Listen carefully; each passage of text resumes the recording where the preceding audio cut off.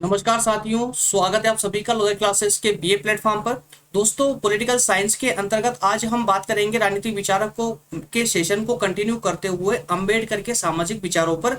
जैसा कि आप सभी को पता है, मैं पहले ही लास्ट लेक्चर में आपको बता चुका था कि अंबेडकर के विचारों को हमने दो पार्ट में डिवाइड किया है। एक में हम बात करेंगे अंबेडकर के सामाजिक विचारों पर और दूसरे में बात करेंगे हम अंबेडकर के राजनीतिक विचारों पर। ठीक है ना? चलिए तो शुरुआत करते हैं दोस्तों। शुरुआत करते हैं सेशन की अपनी।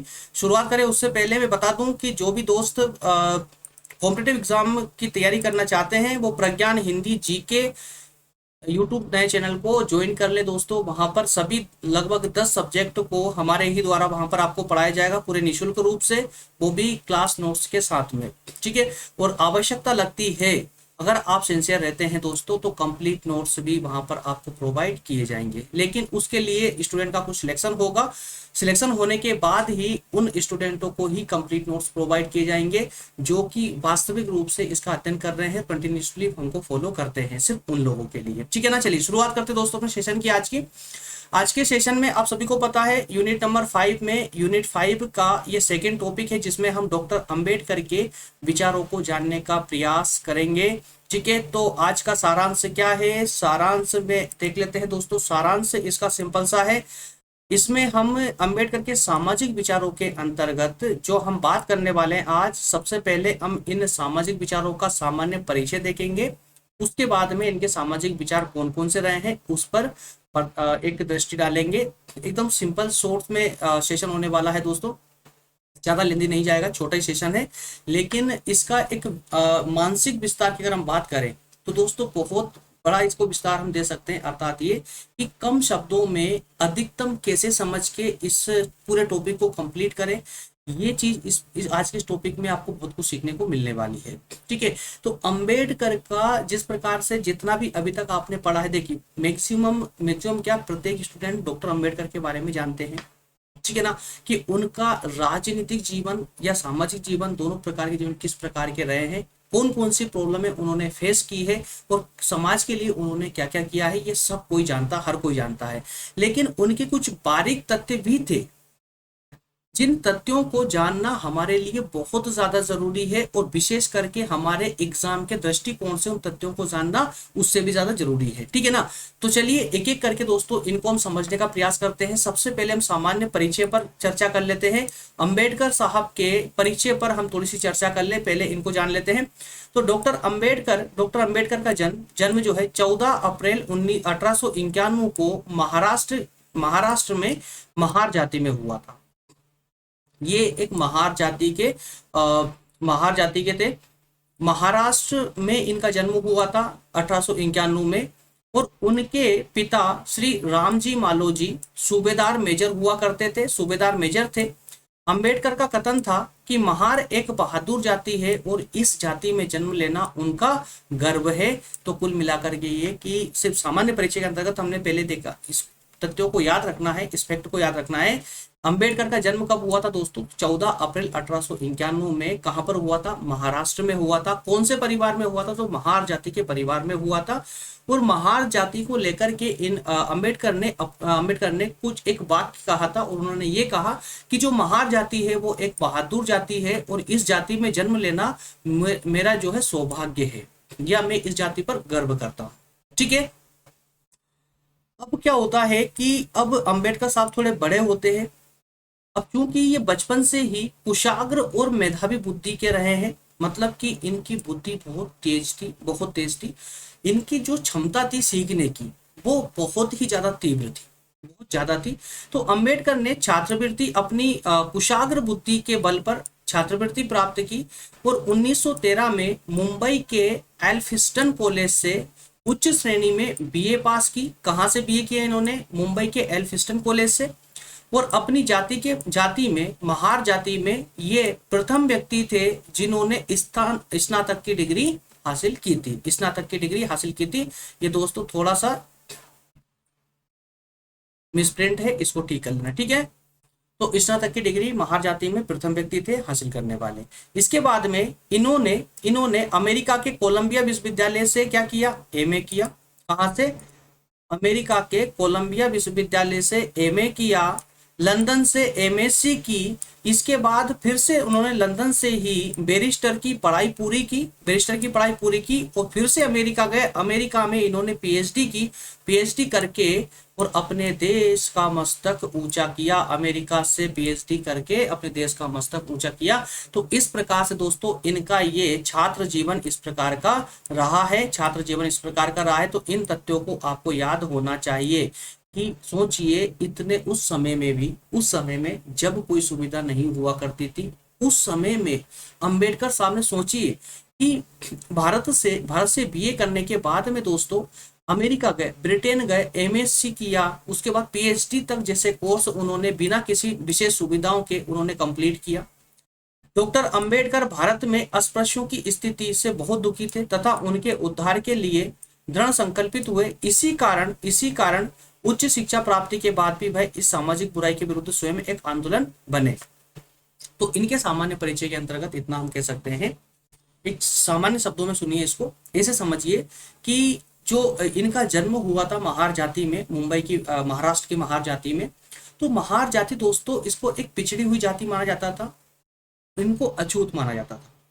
इस कारण से इस जाति के उद्धार के लिए इन्होंने अपना पूरा जीवन झोंक दिया। जबकि चाहते तो दोस्तों ये अपना जीवन सुख पूर्वक बिता सकते थे, क्योंकि पीएचडी इतनी सारी डिग्रियां करने के बाद में, और बेसिकली उनको वैसे भी जो है ब्रिटिश गवर्नमेंट में तो उनको सर्विस मिल ही चुकी थी। चाहते तो वो आराम पूर्वक अपने जीवन व्यतीत कर सकते थे, लेकिन सब कुछ छोड़ करके और अपने समाज, अपनी जाति के लिए अपना पूरा जीवन लगा दिया। और इन्हीं प्रयासों के कारण ही दोस्तों वो एक आज जो है उनको उस एक महान व्यक्तित्व के नाम से उनको जो है याद किया जाता है। ठीक है ना। चलिए, इन सब के अलावा अंबेडकर जहां इस बुराई का कारण, कौन सी बुराई दोस्तों, जिस बुराई से महार जाति जैसी और भी कई सारी जातियां पीड़ित थी, उस बुराई को महार जाति के जो जिससे पीड़ित थे, इस बुराई का कारण जो मानते थे वो वर्ण व्यवस्था को मानते थे। किसको? वर्ण व्यवस्था को। अब चूंकि महार जाति एक हिंदू जाति थी, हिंदू धर्म के अंतर्गत आती थी वो, तो उसमें जो सबसे बड़ी बुराई थी वो वर्ण व्यवस्था थी। इस वर्ण व्यवस्था के कारण ही, जिस प्रकार से आपने सोशियोलॉजी में पढ़ा होगा, वर्ण व्यवस्था, तो वर्ण 4 वर्णों में डिवाइड किया गया था पूरी समाज को, ब्राह्मण, क्षत्रिय, वैश्य और शूद्र। तो जो महार जाति आती थी वो शूद्र जाति के अंतर्गत आती थी, और शूद्र जाति की स्थिति उस समय बहुत ही ज्यादा दयनीय थी, बहुत ही ज्यादा खराब थी। ठीक, तो उसी का उद्धार करने में ही इन्होंने अपने आप को दृढ़ संकल्पित कर लिया कि हर हालत में अब इस जाति का उद्धार करना ही है, और किया उन्होंने। ठीक है, तो ये जो बुराई थी, अर्थात कि जिस प्रकार से जो निम्न वर्ग था समाज का, उसकी जो स्थिति खराब थी ना, उस स्थिति के पीछे जो कारण मानते थे वो हिंदू समाज में प्रचलित वर्ण व्यवस्था को मानते थे। और इन सबके अलावा, ऐसा नहीं कि सिर्फ वर्ण व्यवस्था को ही दोष दिया उन्होंने, इन सबके अलावा वो मानते थे कि महार जाति में शिक्षा नहीं होती है, अशिक्षित लोग हैं, उसके जब शिक्षा नहीं होगी तो ज्ञान नहीं होगा, मतलब अज्ञानता का प्रसार है उन लोगों में। और जब शिक्षा नहीं है, ज्ञान नहीं है, तो ऐसी जाति में बेरोजगारी भी अपने पैर पसार चुकी होती है। तो इन सब के कारण ही ये जो शूद्र वर्ग है समाज का, ये पूरी तरह पिछड़ा हुआ है। ठीक, उन्होंने अपने शब्दों में कुछ कहा था। उन्होंने ये कहा कि चाहे ब्रिटिश सरकार हो, चाहे स्वयं ही क्यों ना हो, हमारी कठिनाइयों का अंत तक नहीं हो सकता जब तक हम ये अनुभव ना करें कि हमारी मुसीबतों का अंत ना हो, और ना कोई और तब तक नहीं कर सकता जब तक कि राजनीतिक शक्ति स्वयं हमारे हाथों में नहीं आ जाती। मतलब सिंपल शब्दों में समझिए, अंबेडकर ने अपने शब्दों में ये कहा, उन्होंने कहा था कि हमारी जो ये समस्या है, जाति की समस्या जो है, जो छुआछूत की समस्या है, इस प्रकार की जो समस्या है, इस समस्या का हल या कहें कि इस समस्या से छुटकारा हम तभी पा सकते हैं जब हमारे हाथों में राजनीतिक शक्ति आ जाए, राजनीतिक सत्ता आ जाए। अगर राजनीतिक शक्ति हमारे हाथों में नहीं आती है तो हम इस मुसीबत से छुटकारा नहीं पा पाएंगे। जो शूद्र जाति है वो जीवन पर्यंत इसी अवस्था में पड़ी रहेगी, इसी प्रकार से शोषित होती रहेगी। ठीक है। इसके अलावा अंबेडकर ने अछूतों को जातीय हीन भावना से मुक्ति दिलाने के लिए बौद्ध धर्म ग्रहण कर लिया। अब अंत में आप सभी को ये पता ही है, वैसे तो बेसिकली सभी जानते हैं इस बारे में, अंबेडकर साहब ने जन्म तो लिया था हिंदू धर्म में, लेकिन लेकिन लेकिन उन्होंने अंत में बौद्ध धर्म को ग्रहण कर लिया था। अब दोस्तों इसको लेकर के कई प्रकार की धारणाएं लोगों के अंदर चलती रहती है, लेकिन अगर वास्तविक धारणा की ओर जाना हो कि जिस धारणा से वशीभूत हो करके अंबेडकर ने बौद्ध धर्म को अपनाया था हिंदू धर्म छोड़कर, तो वो ये कदम क्यों उठाया था। अब समझ जरा कि जब इन्होंने बौद्ध धर्म को अपनाया था उस समय तक दोस्तों ये लगभग 8 करोड़ लोगों के मस्तिष्क पर सवार हो चुके थे। मतलब ये कि 8 करोड़ लोगों का नेतृत्व कर रहे थे, 8 करोड़ लोगों का के नेता बन चुके थे ये। ठीक है, तो ये जिस कदम को उठाएंगे उस ओर वो बाकी के पिछड़ी जाति के जो 8 करोड़ लोग थे वो इनके पीछे चलते थे। अब उस समय अंबेडकर के हजारों प्रयासों के बाद भी हिंदू समाज में जो उच्च वर्ण था, कौन, ब्राह्मण वर्ण, ब्राह्मण अपने हितों को देखते हुए शूद्र वर्ण का पूरी तरह से शोषण कर रहा था। इस बात में कोई भी संदेह नहीं है। वास्तविक रूप से प्राचीन इतिहास को उठाकर देखिए तो मालूम चलेगा कि ब्राह्मण समाज था या ब्राह्मण वर्ण था, उन्होंने शूद्रों का किस प्रकार से शोषण किया था। तो उस शोषण से मुक्ति दिलाने के लिए अंबेडकर ने कई सारे प्रयास किए, लेकिन उसके बाद भी जो ब्राह्मण वर्ण था उसको वो कोई टस से मस नहीं हुआ, उसे कोई फर्क नहीं पड़ा। तो इसी बात से उदास होकर के उन्होंने कुछ हिंदू स्मृतियों को भी दोषी ठहराया वर्ण व्यवस्था को लेकर के। जैसे कि मनुस्मृति में इन 4 वर्णों का जब वर्णन किया गया तो इन्होंने इसकी निंदा की, इसकी वर्ण व्यवस्था की निंदा की, वर्ण व्यवस्था का विरोध किया, एक्सेप्ट नहीं किया उन्होंने। और इन सब कारणों से उन्होंने सोचा कि अगर वो हिंदू धर्म छोड़ने का अनाउंस करके बौद्ध धर्म में जाते हैं तो हिंदू धर्म के जो ठेकेदार है, जो धर्म के अनुयायी लोग हैं, उनको एक झटका लगेगा और उनको जो है थोड़ा सा नीचा देखने का अवसर मिलेगा। इस कारण से हो सकता है कि वो अपने नियमों में कुछ बदलाव करे। लेकिन अंबेडकर के इस कदम से भी ब्राह्मण वर्ण में कोई सुधार नहीं आया, कोई उन्होंने अपने धर्म के अंदर परिवर्तन नहीं किया।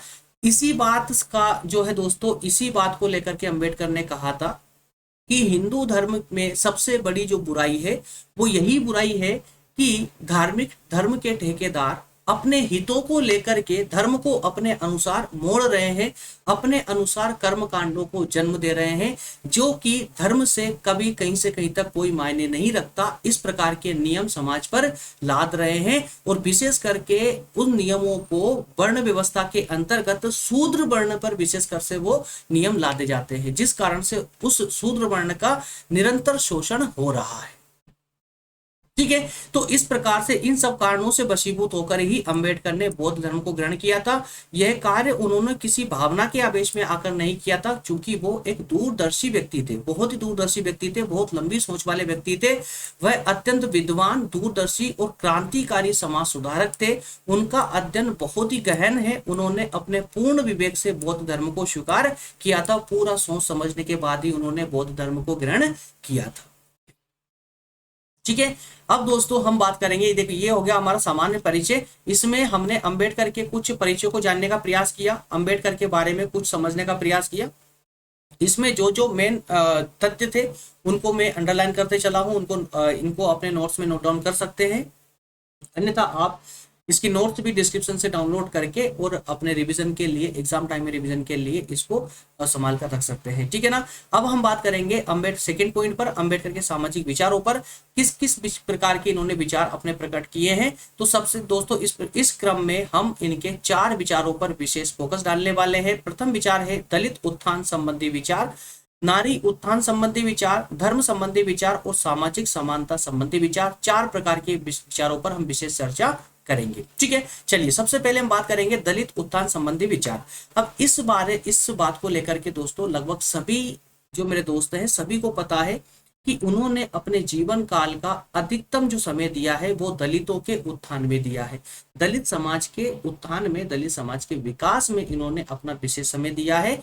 और इसी को लेकर के उन्होंने संविधान निर्माण के वक्त भी कुछ ऐसे प्रावधान संविधान में इंक्लूड करे जिससे कि दलित समाज का उद्धार हो सके। और उन्हीं के प्रयासों का परिणाम है कि दोस्तों आज वो जो भेदभाव उस समय में किया जाता था वो भेदभाव का अब नाम मात्र भी नहीं बचा है। थोड़ा बहुत कहीं न कहीं पिछड़ी हुई जगहों पर देखने को मिलता है, परंतु अब विशेष करके जहां पर विकास आरंभ हुआ है वहां पर अब ये भेदभाव देखने को नहीं मिलता है। ठीक है, तो सबसे पहले हम बात करेंगे दलित उत्थान संबंधी विचार पर। तो अंबेडकर ने स्वयं हरिजन होने के नाते अनादर और अपमान का जीवन जिया था।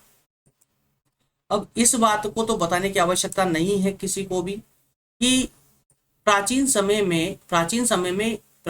में दोस्तों शूद्र वर्ण के साथ में कैसा व्यवहार किया जाता था।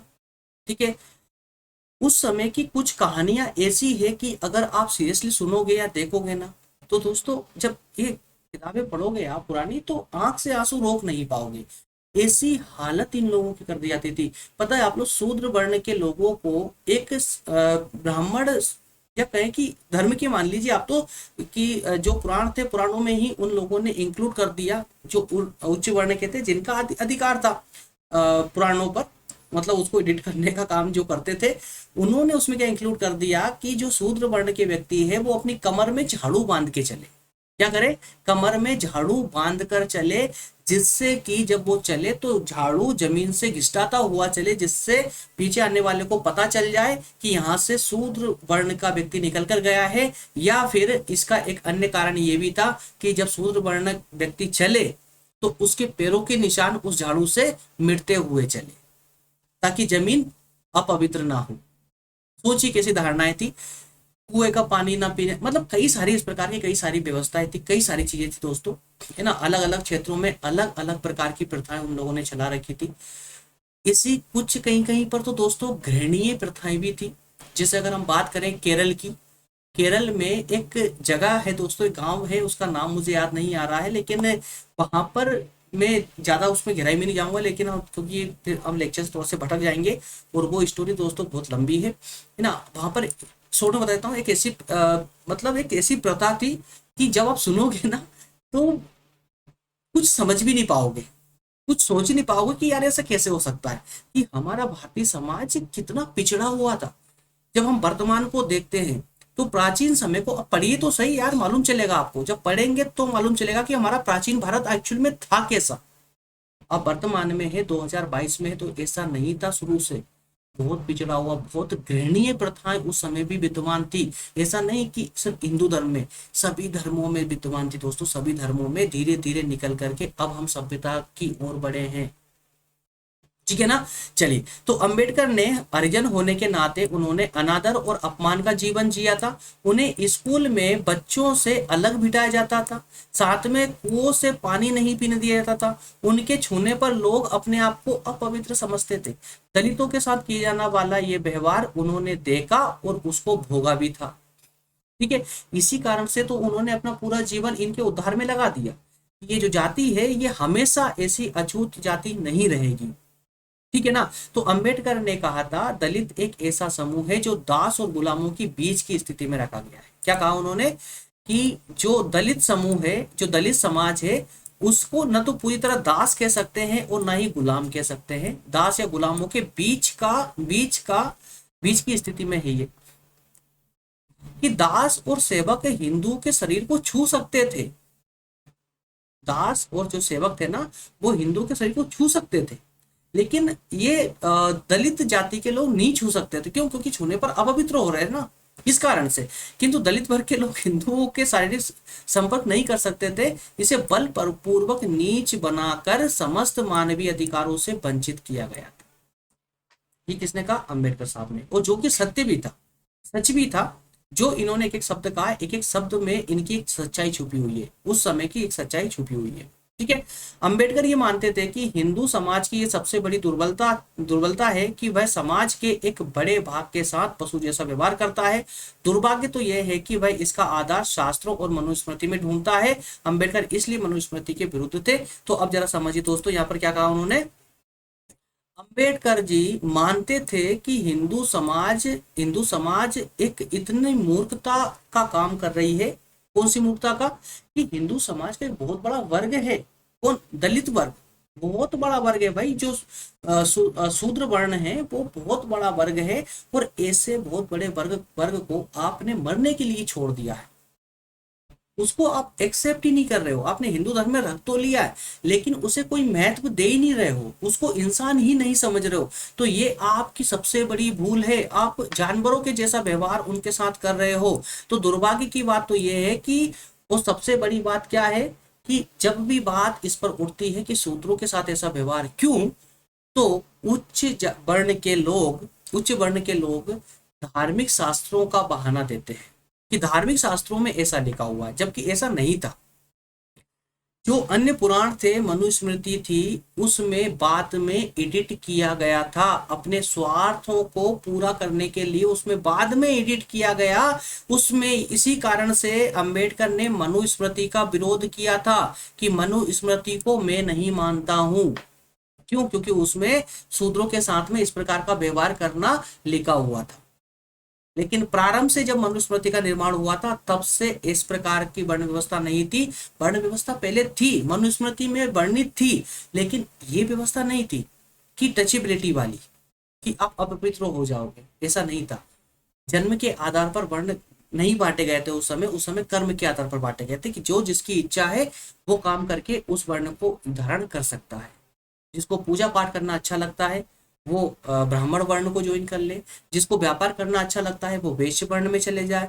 जिसे सेना में भर्ती होना है वो जो है आपके क्षत्रिय वर्ण चले जाए। जिनको सेवा करना अच्छा लगता है वो शूद्र वर्ण में आ जाए। इस प्रकार की स्वतंत्रता थी मनुस्मृति के समय में। लेकिन मनुस्मृति में दोष डाला गया बाद में इन धार्मिक ठेकेदारों के द्वारा।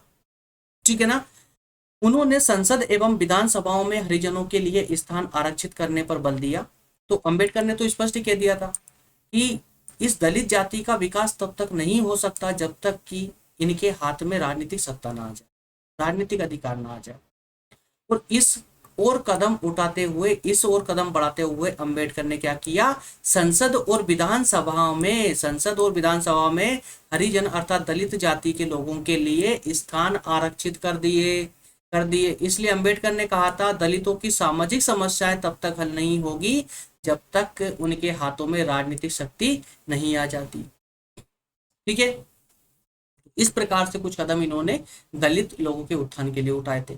नेक्स्ट में बात करेंगे तो इन्हीं नारी उत्थान के लिए। तो इन्होंने कुछ कार्य नारी के उत्थान के लिए भी, महिला सशक्तिकरण के मार्ग में भी इन्होंने कुछ प्रयास किया था जो कि बहुत महत्वपूर्ण था। उनका कहना था कि भारतीय समाज में स्त्री को बहुत शोषित होना पड़ रहा है, बहुत शोषित होना पड़ रहा है। वह इस शोषण के देखिए, उस समय जो शोषण हो रहा था ना, नारी का और दलितों का ही हो रहा था। दलितों का तो पूरी समाज का हो रहा था, लेकिन नारी चाहे किसी भी वर्ण की हो, सभी के साथ ऐसा ही व्यवहार था। ठीक है? उनको शोषण की वस्तु बना रखा था, तो उनके साथ शोषण हो रहा था। वे चाहते थे कि समाज में स्त्रियों को सम्मान का दर्जा मिलना चाहिए, है ना? इसलिए उन्होंने संविधान में समानता के अधिकार में स्त्री पुरुष समानता की व्यवस्था की। संविधान बन जाने के बाद भी अंबेडकर महिलाओं के अधिकारों के लिए लड़ते रहे। संविधान में उन्होंने स्त्री सशक्तिकरण के लिए कदम उठाया था। किसने? अंबेडकर जी ने स्त्री सशक्तिकरण के लिए कदम उठाया। इसके लिए उन्होंने संविधान में व्यवस्था की। संविधान में क्या व्यवस्था की? समानता का जो अधिकार है दोस्तों, उसमें व्यवस्था की इन्होंने स्त्री पुरुष समानता की। ठीक है ना? और जब वह कानून मंत्री थे, जब वह आजाद भारत में कानून मंत्री बने, तो तभी हिंदू कोड बिल पास किया। उन्होंने क्या किया? हिंदू कोड बिल पास किया, जिसमें प्रस्तावित था कि पत्नी अपने दुराचारी पति को तलाक दे सकती है। तो इस हिंदू कोड बिल से पहले इस प्रकार की कोई व्यवस्था नहीं थी जिसमें स्त्री तलाक दे सके पुरुष को। हाँ, पुरुष दे सकता था तलाक, लेकिन स्त्री नहीं दे सकती थी। तो हिंदू कोड बिल के अनुसार पिता की संपत्ति में पुत्री को भी बराबर का हक मिलना चाहिए, ये व्यवस्था भी की गई। डॉक्टर अंबेडकर ये भी जानते थे कि स्त्रियों के उत्थान के लिए उन्हें शिक्षित होना आवश्यक है। उनका कहना था कि अधिक से अधिक महिला शिक्षा प्राप्त करे, तभी समाज में उन्हें एक सम्माननीय स्थान मिल सकता है। ठीक। इसके अलावा धर्म संबंधी विचार, तो धर्म को लेकर भी उनके कुछ अच्छे विचार रहे हैं, धर्म संबंधी विचार भी उन्होंने प्रस्तुत किए थे। और धर्म को लेकर के उन्होंने कहा था कि अस्पृश्यता में विश्वास करने के कारण हिंदू धर्म में त्रुटि आ चुकी है, मतलब कमियां, बहुत सारी कमियां आ चुकी है। क्यों? क्योंकि उन्होंने अस्पृश्यता को जन्म दिया है, इस धर्म ने अस्पृश्यता को जन्म दिया है। हालांकि धर्म ने कोई जन्म नहीं दिया, बल्कि बाद में कुछ मनुस्मृति में या कुछ पुराणों में एडिट किया गया, चेंजेस किया गया, जिसके कारण इस प्रकार की त्रुटियां या कहें कि जो रूढ़ी परंपराएं हैं इनको डाला गया, जिससे ये जो है ये धर्म दूषित हुआ। तो अंबेडकर का स्पष्ट मानना था कि हिंदू धर्म में त्रुटि आने का विशेष कारण था अस्पृश्यता। ठीक है। तो इसमें अव्यवस्था का प्रसार हो चुका है। अंबेडकर का विरोध धर्म से नहीं था बल्कि रूढ़ियों से था। क्या लिखा हुआ है? अंबेडकर ने जो विरोध किया था वो किसी धर्म का नहीं किया उन्होंने, बल्कि धर्म में मौजूद जो भयानक रूढ़ियां थी उनका विरोध किया। धर्म को तो वे एक आध्यात्मिक शक्ति मानते थे, गांधी जी की तरह ही। जिस प्रकार से गांधी जी ने धर्म को आध्यात्मिक शक्ति माना, उसी प्रकार से अंबेडकर ने भी धर्म को आध्यात्मिक शक्ति माना। और वे मानते थे कि मानव और सामाजिक जीवन की स्वच्छता के लिए नैतिक मूल्यों का होना आवश्यक है। किसका? नैतिक मूल्यों का होना आवश्यक है। और नैतिक मूल्य कहाँ से प्राप्त होते हैं व्यक्ति को? तो व्यक्ति को प्राप्त होते हैं वो आध्यात्मिकता से, अर्थात धर्म से। धर्म से ही तो व्यक्ति नैतिक बनता है। क्योंकि इस विश्व का कोई भी ऐसा धर्म नहीं है जो हिंसा करना सिखाता हो, अर्थात अनैतिक होना सिखाता हो, बल्कि प्रत्येक धर्म इसी पर आधारित है कि प्रत्येक धर्म जो है मनुष्य को नैतिक बनाता है। ठीक है ना। तो नैतिक मूल्य धर्म द्वारा ही खोजे जा सकते हैं। क्लियर हुआ है? तो दोस्तों, अंबेडकर मार्क्स के धार्मिक विचारों से सहमत नहीं थे, बिल्कुल नहीं थे, क्योंकि गांधी जी के मार्ग पर चलने वाले थे ये अंबेडकर साहब। तो अंबेडकर मार्ग के जो धार्मिक विचार थे, क्या कहा था कार्ल मार्क्स ने क्या कहा था धर्म को लेकर के? कार्ल मार्क्स धर्म को क्या मानते थे? अफीम मानते थे। क्या मानते थे? अफीम मानते थे। ये एक नशा है जिसमें व्यक्ति और बर्बाद हो रहा है। ठीक है ना। तो अंबेडकर इनके विरोधी थे, इनके विपरीत थे। वो इसको एक ज्ञान का स्रोत मानते थे। अंबेडकर धर्म को ज्ञान का स्रोत मानते थे, प्रेरणा का स्रोत मानते थे। तो अंबेडकर एक ऐसे धर्म में विश्वास करते थे जो मनुष्य मात्र की समानता में विश्वास करता हो। तो अंबेडकर का मानना था कि धर्म ऐसा होना चाहिए, धर्म ऐसा होना चाहिए जो मनुष्यों में समानता का भाव रखता हो, ना कि उसमें भेदभाव करे, मनुष्यों में भेदभाव करे। चूंकि मनुष्य ईश्वर के द्वारा रचित एक बहुत महत्वपूर्ण कृति है और मनुष्य में भेदभाव करना अप्राकृतिक है, ना कि प्राकृतिक। ठीक है। जब मनुष्य में धर्म होगा, उसमें नैतिक गुणों का विकास होगा, तो मनुष्य के साथ में भेदभाव नहीं करेगा। तो साथ ही जिसमें सत्य और अहिंसा पर भी बल दिया था, उनकी दृष्टि में वह बौद्ध धर्म ही था, इसलिए उन्होंने बौद्ध धर्म को स्वीकार कर लिया था। ठीक है। तो बौद्ध धर्म को स्वीकार उन्होंने क्यों किया? क्योंकि बौद्ध धर्म में कोई जातियां नहीं थी, कोई वर्ण नहीं थे, वहां पर प्रत्येक मनुष्य एक दूसरे के समान था। इसके साथ ही साथ में दोस्तों, उस धर्म में सत्य भी हो और अहिंसा पर भी बल दिया गया हो। तो ऐसा धर्म उस समय अगर पूरे विश्व में खोजा जाता तो मात्र एक बौद्ध धर्म ही था। ठीक है। इस कारण से उन्होंने बौद्ध धर्म को अपनाया था। ठीक। नेक्स्ट बात करेंगे सामाजिक समानता संबंधी विचार। सामाजिक समानता, तो समानता को लेकर भी दोस्तों उनके काफी अच्छे विचार रहे हैं। और उन्होंने अपने जीवन काल में अर्थात आजादी के पश्चात संविधान निर्माण के समय भी उन्होंने इस पर विशेष कार्य किया। डॉक्टर अंबेडकर सामाजिक समानता में विश्वास करते थे। समाज में वर्ण, जाति तथा वर्ग के आधार पर व्याप्त असमानता को अंबेडकर हमेशा गलत मानते थे। तो समाज में जो असमानताएं व्याप्त थी, जो असमानता फैली हुई थी, उन असमानताओं का अंबेडकर पूरी तरह से विरोध करते थे।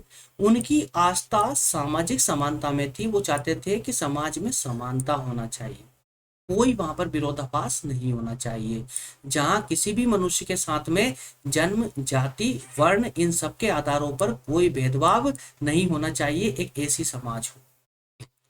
उन्हीं के इन विचारों की अभिव्यक्ति भारतीय संविधान में समानता समानता का जो उन्होंने अधिकार दिया है जनता को, उसमें देखने को मिलती है कि इसमें समानता संबंधी अधिकार में समानता का अधिकार दिया हुआ है हमको मौलिक अधिकारों के अंतर्गत। ठीक है ना। तो ये अंबेडकर के प्रयासों से ही हमें इस प्रकार का कोई राइट मिले, जिससे सूत्रों कहें कि पिछड़ी हुई वर्ण की स्थिति में निरंतर सुधार हुआ है, इसी के कारण समानता के अधिकार के कारण।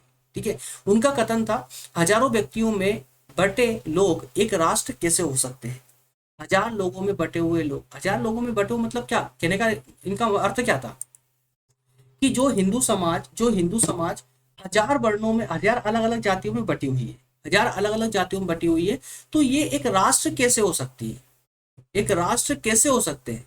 उनका मानना था कि आदर्श समाज तभी बन सकती है जो स्वतंत्रता, समानता और भ्रातृत्व पर की भावना वो अपने पास रखती हो, मतलब कि जब सभी लोग मिलकर रहेंगे, स्वतंत्रता पूर्वक रहेंगे और सभी में समानता होगी, तभी एक अच्छे समाज का विकास हो सकता है। ठीक है ना। तो इस प्रकार से दोस्तों, इस प्रकार से हमने अंबेडकर के सामाजिक जीवन के बारे में कुछ चर्चा की। उम्मीद करता हूं आपको यहाँ से काफी कुछ सीखने को मिला होगा। अंबेडकर के बारे में, अंबेडकर के सामाजिक विचारों के बारे में काफी कुछ जानने को मिला होगा आपको। दोस्तों इसी प्रकार से आगे का जो सेशन होना, नेक्स्ट सेशन होगा, वो अंबेडकर के राजनीतिक विचारों पर होगा। तो मिलते हैं नेक्स्ट सेशन में, इसी प्रकार से डिस्कस करेंगे। ज्यादा लेंदी वो भी नहीं होगा, अब शॉर्ट शॉर्ट में चलते जाएंगे दोस्तों। मुश्किल से आधे घंटे की क्लासेस सब कंटिन्यू रहने वाली है, लेकिन हाँ, जैसे ही हमारे लगभग 32 सेशन अर्थात लेक्चर कंप्लीट हो जाएंगे, उसके बाद में जो सेशन आएंगे वो थोड़े लॉन्ग आएंगे। उसका कारण मैं भी आपको बता दूं, उसमें दोस्तों क्योंकि मैंने कुछ यूनिवर्सिटियों के सिलेबस का अध्ययन किया है, उनको देखा है, तो जो हमने सिलेबस अभी इसमें आपको करवाया है, उस सिलेबस में लगभग 8 दार्शनिक ऐसे हैं, 8 जो पॉलिटिकल थिंकर्स है वो ऐसे हैं जिनको यहाँ पर इंक्लूड नहीं किया गया है। तो उन आठों के आठों ही पॉलिटिकल थिंकर्स पर भी हम चर्चा करेंगे, लेकिन उसमें मैं आपको विशेष रूप से बता दूं दोस्तों, वहां पर मैं पीपीटी बनाकर नहीं लाएंगे, बल्कि पीडीएफ के माध्यम से मैं उसको पढ़ाऊंगा। पीडीएफ के माध्यम से एक किताब की पीडीएफ किसी भी बुक से ले लूंगा, मैं किसी भी बुक से फोटो क्लिक करके उसकी पीडीएफ बना करके पीडीएफ के माध्यम से मैं उसको सिर्फ आपको एनालाइज करवाते हुए, समझाते हुए आगे बढ़ेंगे, जिससे कि मेरा थोड़ा समय बच जाएगा ये पीपीटी बनाने का, है ना। और आपका ये कार्य भी नहीं रुकेगा, पूरे 8 के 8 ही दार्शनिकों पर हम चर्चा कंटिन्यू एक एक सेशन पर डे के हिसाब से कर लेंगे। ठीक है ना। ठीक है दोस्तों, मिलेंगे नेक्स्ट सेशन में, तब तक आप सभी का बहुत बहुत धन्यवाद। Thank you.